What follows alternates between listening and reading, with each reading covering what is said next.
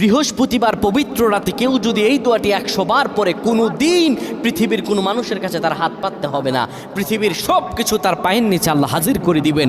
দারিদ্রতা থেকে মুক্তি দান করবেন, বিপদ আপদ থেকে মুক্তি দান করবেন, তার সম্মানকে সুউচ্চতা দান করবেন, অসুস্থতা থেকে দূরে রাখবেন। আল্লাহর অশেষ দয়া ও রহম তাকে দান করে দিবেন। সুবহানাল্লাহ। বৃহস্পতিবার রাত এটি গুরুত্বপূর্ণ রাত। এই রাত সপ্তাহে একদিন আসে।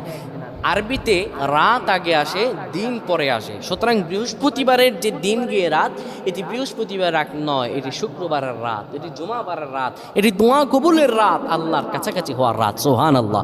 এই বৃহস্পতিবার রাত আল্লাহ তাআলা বান্দার দোয়া কবুল করেন।